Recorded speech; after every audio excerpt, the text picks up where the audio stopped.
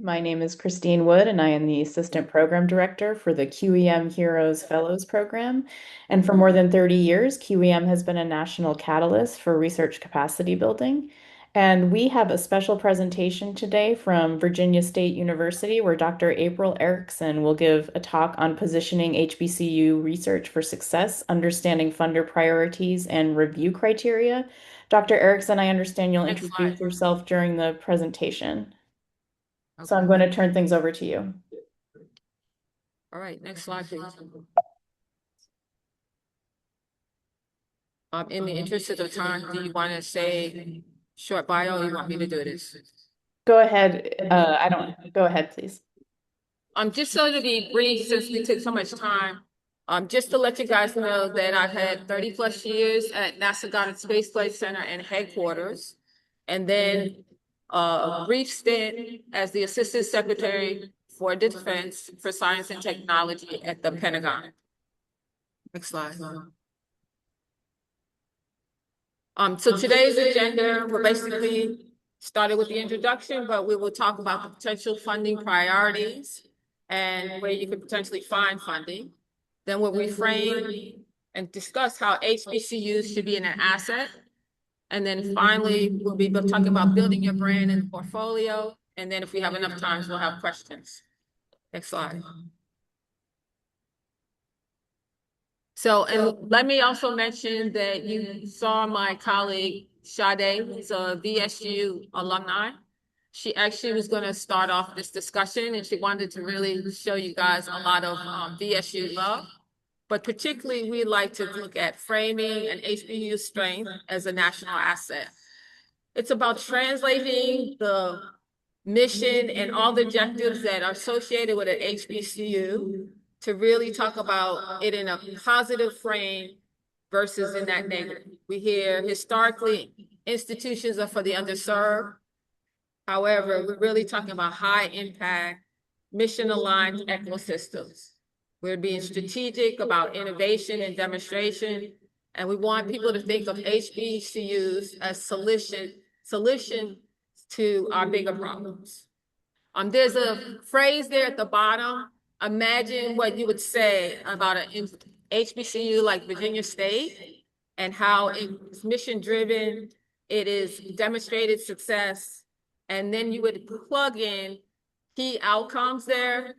How could you talk about advancing a national priority and how this is beneficial for our nation and how you might scale it for high impact solutions. Next slide, please. We hope that by the end of this webinar that you will be able to talk about the HBCU mission and its strengths and how we have framed it as an asset. You can identify common structural barriers and then facing this competitive funding environment, how you can mitigate through proposal design, partnerships, and internal support. Lastly, we want you to identify 2 concrete next steps. And those are just some suggestions there. Next slide, please. So let's start off with some of the barriers. You guys familiar with some of these? On the left-hand side, you've got limited infrastructure. You may not have any money or support for writing your grants and proposals, extremely high, heavy faculty workloads, and maybe not always the partnerships that we might find may give you a bigger team, but also able to address some very specific challenges. And then we know that HBCUs, minority serving institutions, community colleges, often have this funding inequities. What are the solutions?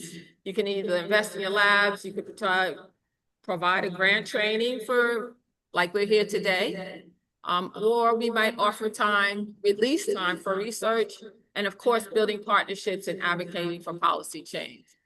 One thought would be that you could sign up to be an evaluator at the National Science Foundation. Next slide.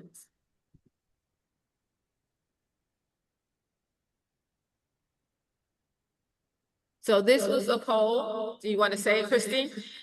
Sure, this is a Menti poll. So if you go to menti.com and input that numerical code or use the QR code, you can respond to this poll question and the results will show live and we can have a short discussion.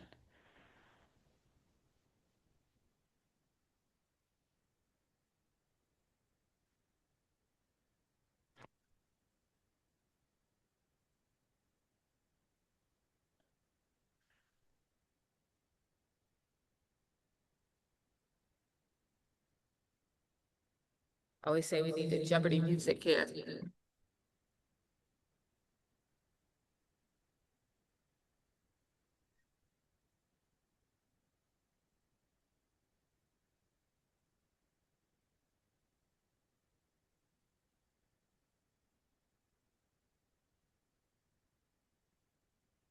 Okay, some people are, I'm not sure.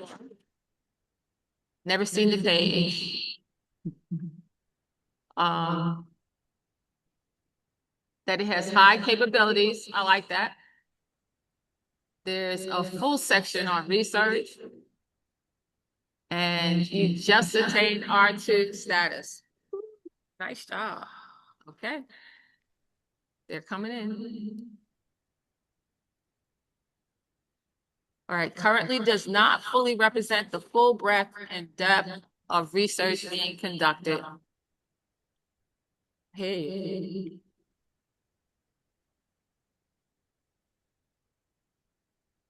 All right, we're about halfway there. I think that's good. You can go ahead and move to the next slide. So this is an opportunity, and I say it's really a thought-provoking question here. How do you build the visibility for the HBCU campus? And it says, what does your website say about your university's research capabilities? So if you look at the diagram there, it's looking at your website presence. How do you do media outreach? Are you really highlighting the key and strategic key projects that you have around campus? Of course, we know that social media is really impactful.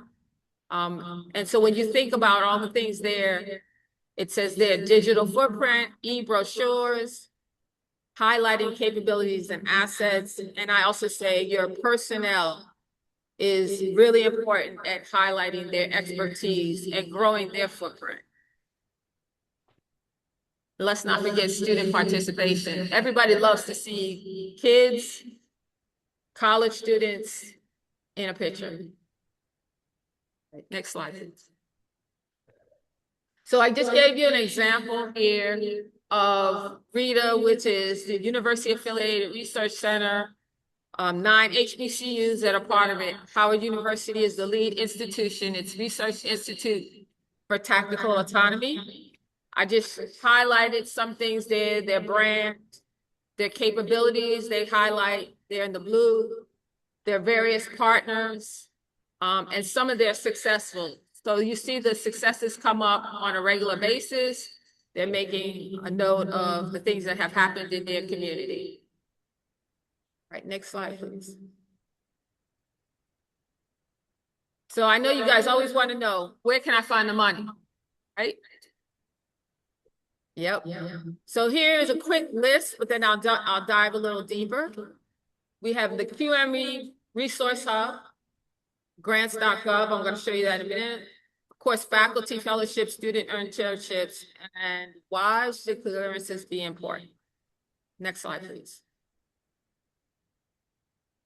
So I know this is an eye chart, but this is just to give you an idea of what's in the Resource Hub. As you begin to utilize the resources that we've provided, this one I find is one of the best sources, the grants.gov, listing the many different entities in the federal government that provide sources of funding, all right there on one page at your fingertips. In addition is a separate sheet in the hub, which is the one to the left, that lists a couple of different types of federal research grants: basic research, applied research, collaborative research, equipment and infrastructure, training and career and development programs, and then small business innovation research, which is SBIR, or the STTR, which is very relevant to universities. Next slide, please. So with my experience for DLD, I'm sorry that I can't come out to you guys because I am a mover, so I'm locked down to this podium. But this is a smattering of the portfolio that was part of my role at the Department of Defense. It's under the basic research investments that we make. There are several different programs here listed. We're going to focus on one of them on the next slide, but I wanted to show you the opportunities that are available. This is broad umbrella. Next slide. There actually is a dedicated role, no longer Department of Defense, Department of War, based on our HBCUs and minority service institutions. It's a very focused effort through fellowships for students, but opportunities for our faculty. Every year there is a large workshop and intern symposium, so that's in July. Typically held in Arlington, Virginia, just outside Washington, D.C. You can take a moment, scan the QR code. I think it's a well worth the opportunity to attend. And the person that have running the program has been doing it for some years, so she has dedicated funding for HBCU opportunities. We actually take a portion of our budget, actually supports the RETA UARC that I mentioned previously. Okay, so you have the dates in July. Next slide, please. And then here, these are actually links.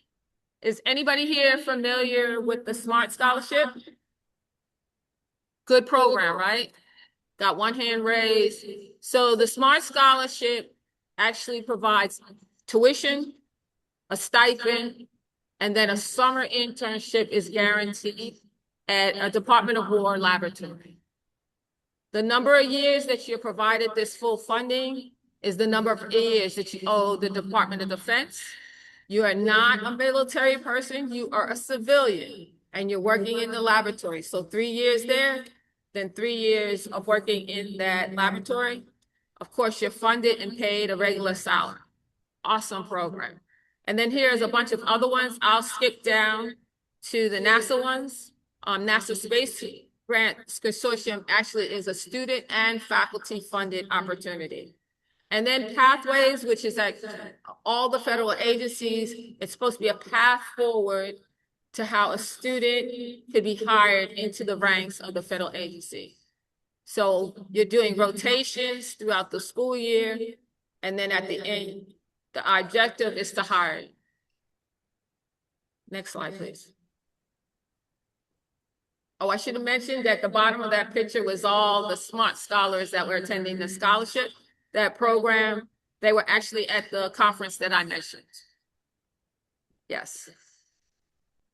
So I realize you're saying to yourself, why do I get a clearance? Person from academia. First of all, to just give you a landscape, the number is about 4 million people that have clearances. Yes, there are 3 levels: confidential, secret, and top secret. I have a TS, what they call a TSI. And even at that level, there's still some varying degrees of the information that you may see. So let's say, why do I want that? Anybody here want to take a stab at why you might want a security clearance? I see one hand over there in the right. That since there's information that you're not free to unless you have that clearance, that means that there's some money that's not available to you unless you have that. Yes, so the gentleman said that if you have that access, then you may have access to funding that's associated with the information that's been designated as secret. Yes. Somebody didn't see that line, that little line there? How about higher salaries? I know all y'all want to make more money. Yeah, I see some shaking heads in the audience. For sure. It's a job expansion opportunity. It's an opportunity to collaborate with others that may need you to have that clearance. And so that's something to think about. Now, when you look at the focused area of how it narrows down, you can see it goes from 4.1 to about 20% actually have that higher level clearances. And it is on a need to know basis for those higher clearances. Next slide, please.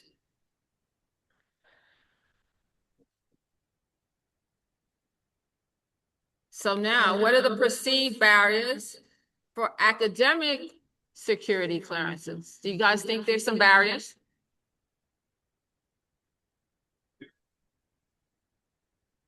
Yeah, I think so. But notice it says perceived. Uh-oh.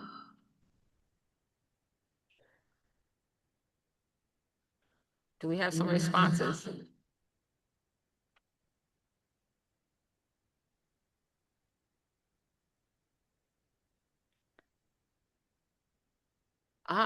This person said, I didn't even know there were academic security clearances. I'm going to show you a success story in a minute. Deep diving into personal information. That is very true. I had to go through several. I didn't mention that my position at the Pentagon was a presidential appointment, so I did Senate confirmation. I went to multiple security clearances, first at NASA, then 2 more through the president's office, and then Department of Defense. Your field of work, yeah, it may not be relevant. May be hard for, I will say, internationals. And someone said aliens. You mean, of course, we don't want anybody from space getting access. But yes. Never tried. Thought it was done by DOD. It's actually done by multiple agencies. So the Department of War does the majority of them. And not knowing where to go to achieve them. So I'm going to point you, this is a commercial. I actually did a seminar with another colleague. Greg and I talked about the steps, clearances, and where you can get them. So there is a webinar online. All right, let's go ahead to the next slide. So it does take time. So that is the lengthiness. Most people don't have time when they first need it. It's suddenly like, I need to do this because I want to work on this project. Now, there are times when the process is speeded up if you have a special need, and they do that. Often your institution doesn't have the infrastructure to be able to support your sponsorship. It also costs money often to do an application for clearance.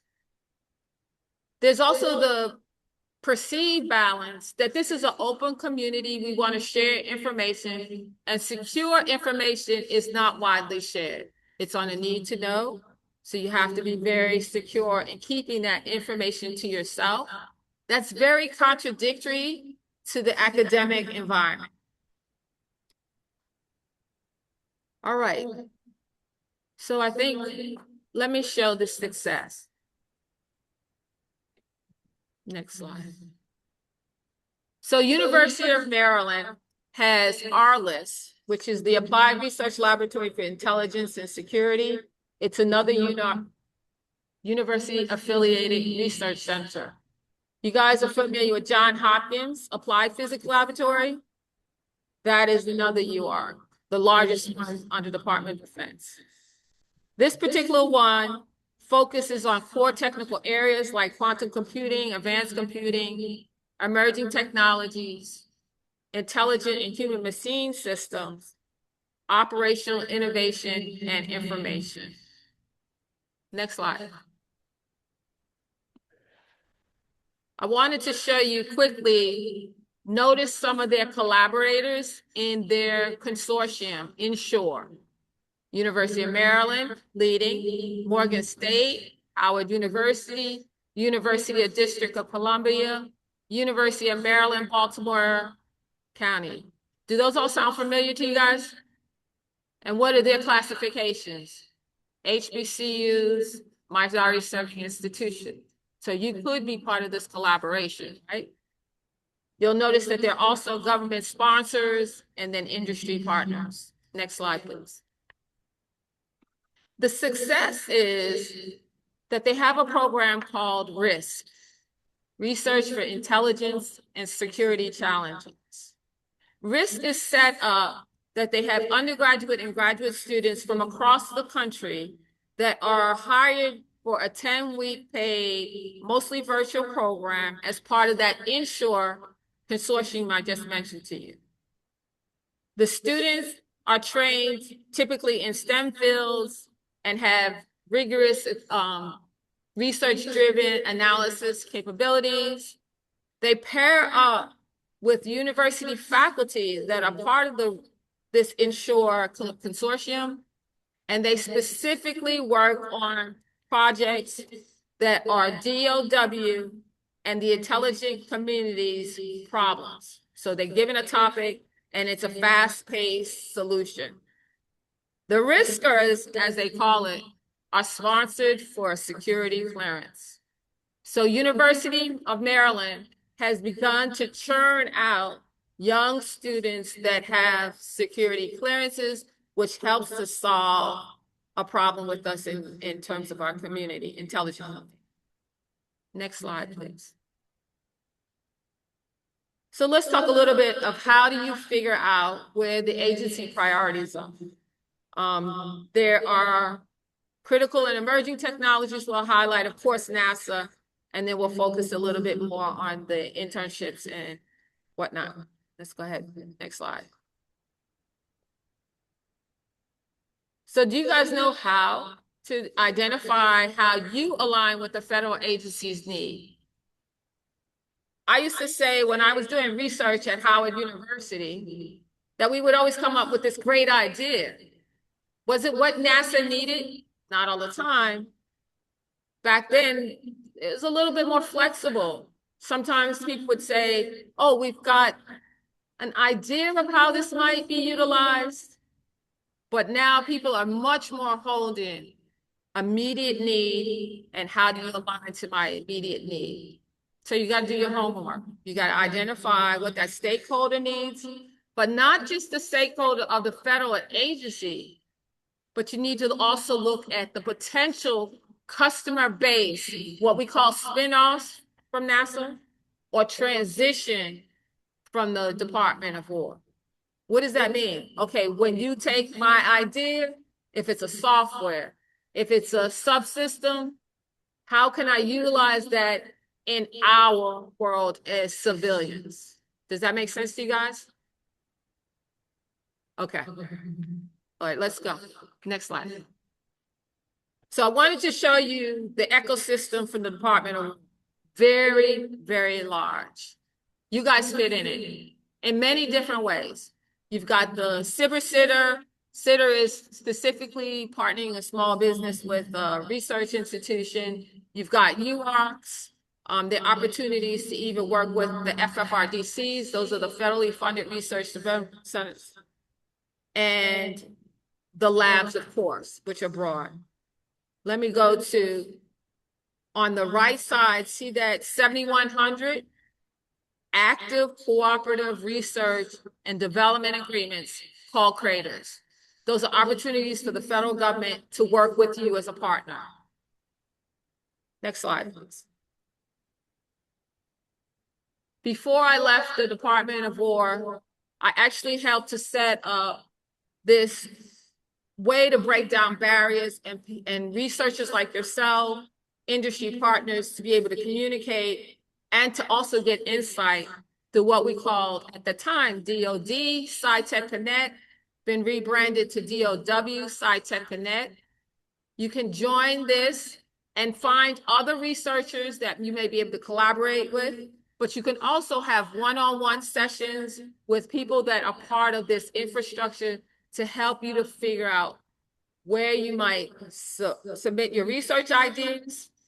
Could you apply for a small business and innovator research program? How do you become part of that STEM ecosystem I mentioned? Next slide, please. Looks like we're missing part of this, but there are, okay, it's gonna play while we watch. Thank you. The Department of War has 4 emerging technology areas. You'll see them come up on the slide.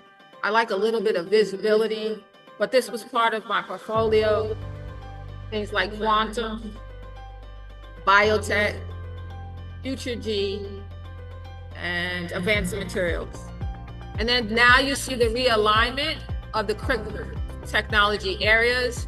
And so those 6 to the side are listed as the critical technology areas. Everybody likes a little visual here, right? Part of my effort as the assistant secretary was working at the White House to grow our biomanufacturing capabilities for the United States.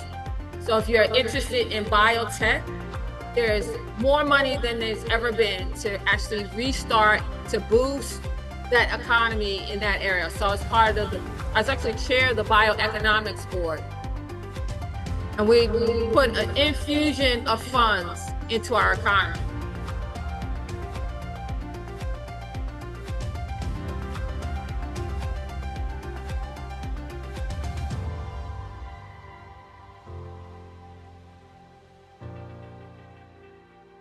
So when I started off at the Department of War, I did not believe in war.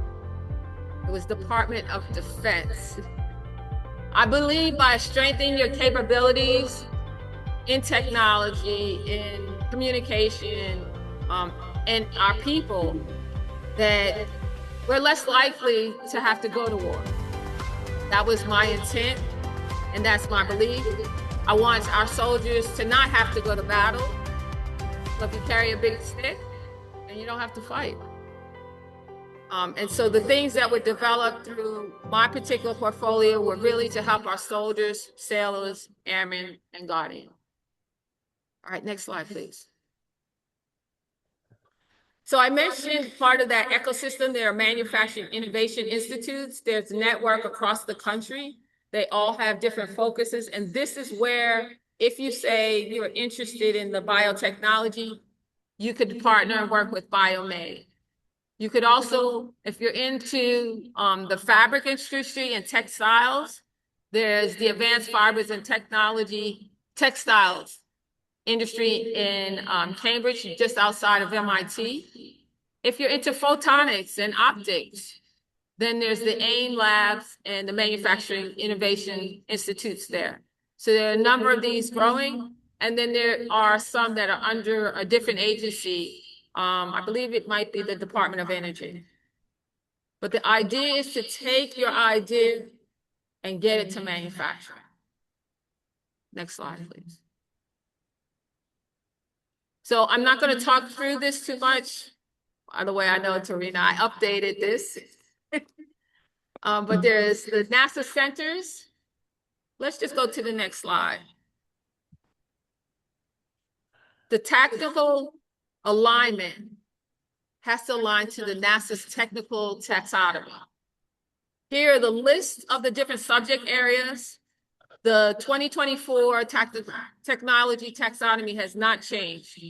So these are very relevant. And if you align to any of these areas, next slide, you may be also able to align to a specific center. I know that many people don't realize there are 11 plus centers. They have little small entities, but I also provided you with their areas of interest. So if you have that area, you know which center to go to. You also know how to come from the top down through the technical taxonomy and be able to find opportunities. Next slide. So what are those major components? An innovative idea, a strong proposal team. So we talked about partnerships, commercially viable. You got to know where to go for the federal funding, and you can apply to multiple funding sources. See across the bottom, I've listed a bunch of the agencies. Let's not forget, create that digital footprint that when you're ready to approach somebody, you can send them to the web. They can do a quick search. I know every time I talk to somebody, I do my little search before a meeting with them, right? Yes, everybody's doing email in the room, but hopefully people are saying yes on the other side. All right, and then being able to tell your story. You've got to be able to tell your story. Why is it compelling? Making it concise and such. Next slide. I'm not going to dig too deeply, but these were ideas of what was your strength, how do you reframe it, and then you could use this language. So just for instance, we have community engagement as a strategic access. That's number 3. You've got deep trusted based relationships with local and other historically underengaged communities. How do you reframe that for defense? Let's say access to populations and environments critical for human-centered and operational research.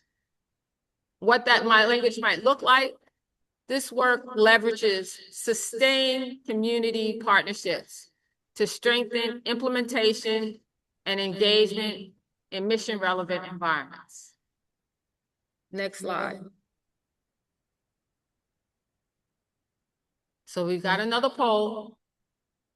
In what ways could your university's leadership provide support for seeking external funding? Well, there's an easy one right now, right? Create a workshop.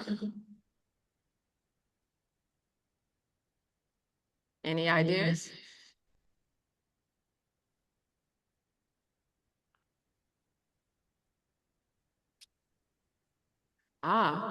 It could be helpful if the university made their top capabilities known. I agree. Starts from the top down also. You know that everybody aligns to that idea. Release time. We're going to talk a little bit about that in the budget, about how release time works. Okay. Continue to offer PD opportunities and incentivize special programs for proposal development. Especially if you're going for tenure, right? You want to have that listed as a plus. Create teams for interdisciplinary grant development.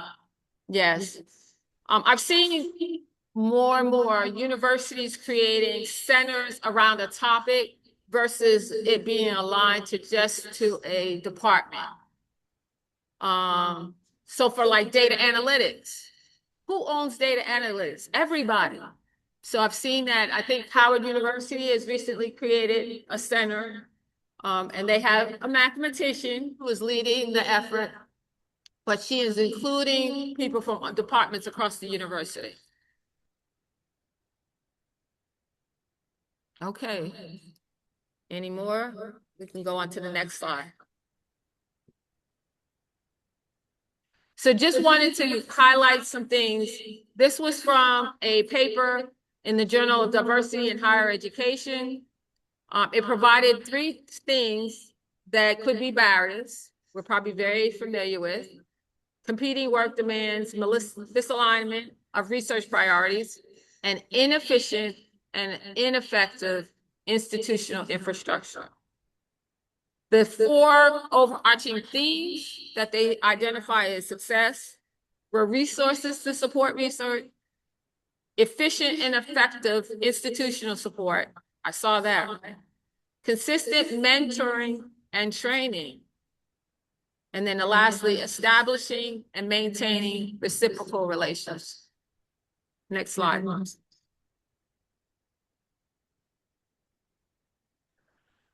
So to close out, I'm going to ask you guys to post what actionable step are you going to take today to get started towards your research funding?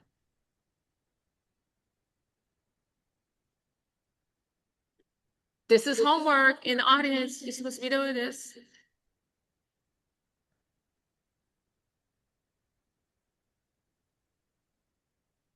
What actionable step can you take? There's some easy ones.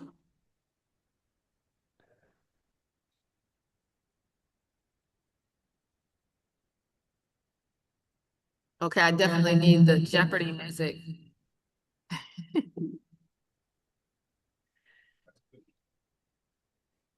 I'm sorry.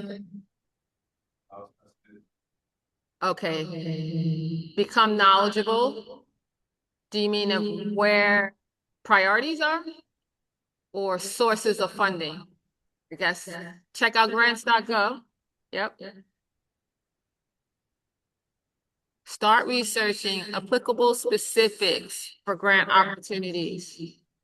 Provide some seed fundings to new faculty get started their research. Yes, I think that's successful at universities as well as our laboratories, our federal laboratories. We do that often. Do research on unsolicited funds. Okay. Curate a list of all the websites and go through one by one. I think you have that in the grants.gov, so that might be a good start. All right.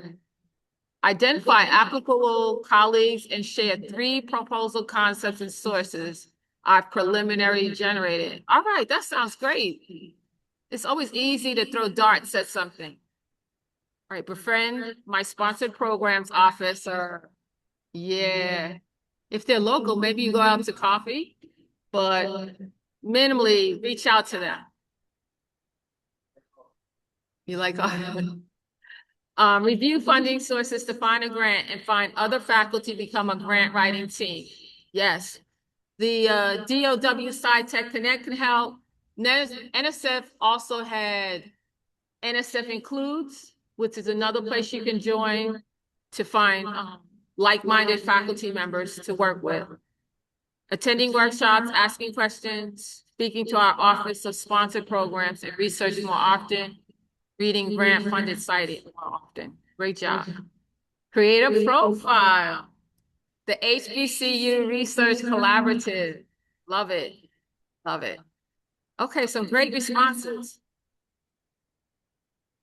Well, I think, are we at our point for questions? So these were just some of the ideas. You guys missed that I said that earlier. Maybe join a review panel. It is a wonderful opportunity to really learn how that agency reviews the proposals. You get a chance to work with that program officer. I think there are lots of pluses to joining a review panel. All right. So to end here, there are a few things. Need webinar feedback. I hope that you guys won't ding me for the echo. I'm working with it. There's the heroes page. And then of course, we do the webinars usually 3 times a week, different topics. But the QE events page will allow you to find those calendars.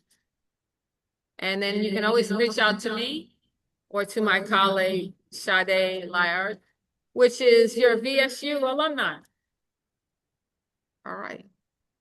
So do we have any questions?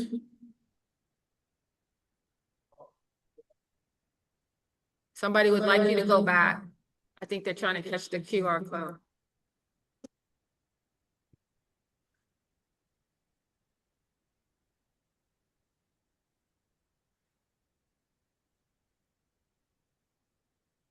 They said thank you.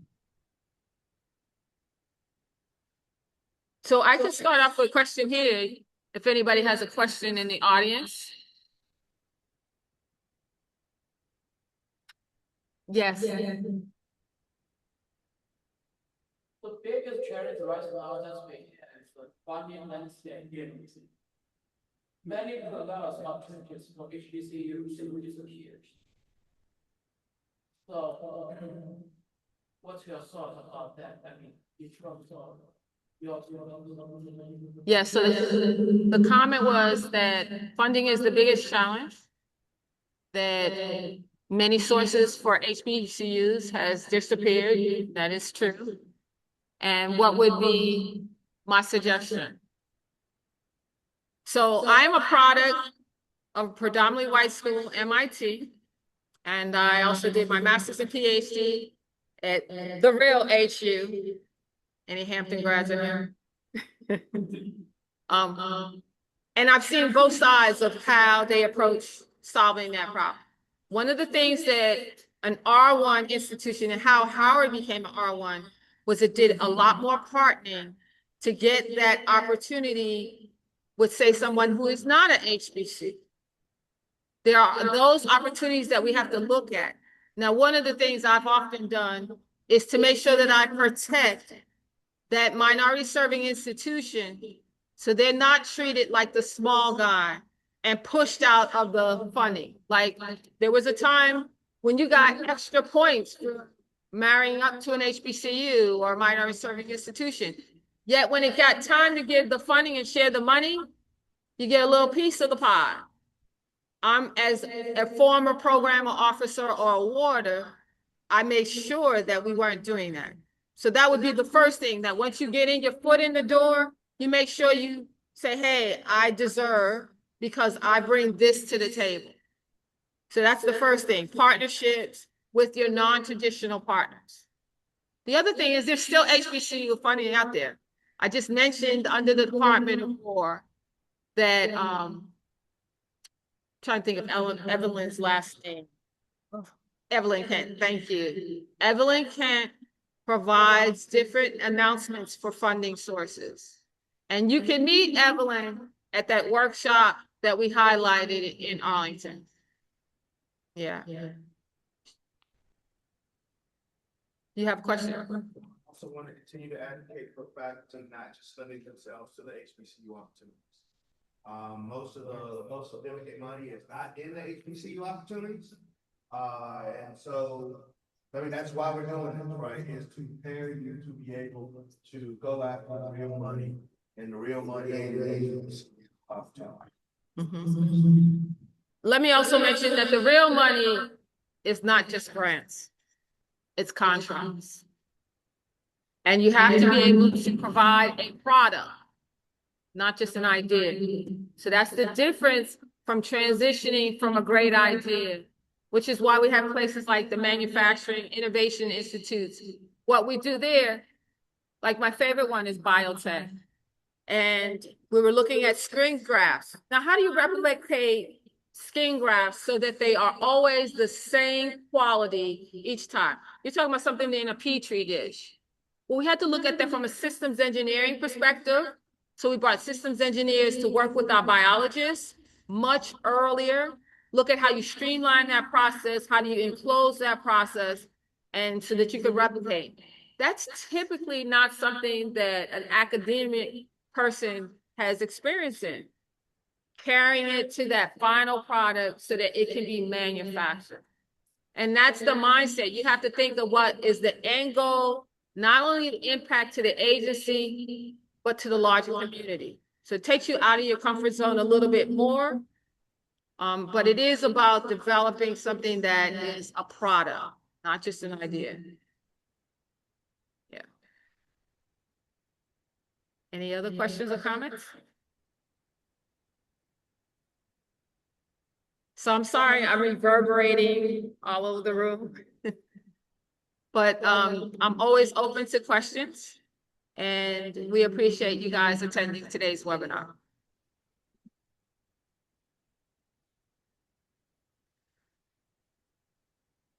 Any closing comments, Christine? I just wanted to thank everyone today for coming to our first edition of a live stream webinar from one of our HBCU partners, which is Virginia State University. Thank you to everyone online for coming today to hear this talk as well. As a note, if you have registered for this webinar and attended, you will be added to the QEM Resource Hub, like our friends in the VSU audience as well, who's registered for this workshop. And in the hub, as Dr. Ericsson noted, there are countless resources for grant development and proposal development. So I wanted to thank everyone, and we would love for you to visit the QEM events page at qem.org to find out more about our webinar series and sign up for future webinars. Thank you so much. Thank you, Christina and Tarina. Oh, let me say thank you to Shadei, because although she wasn't present, she's not feeling well. She did help to create the charts and make sure that it was great content. So thank you, Shadei. All right.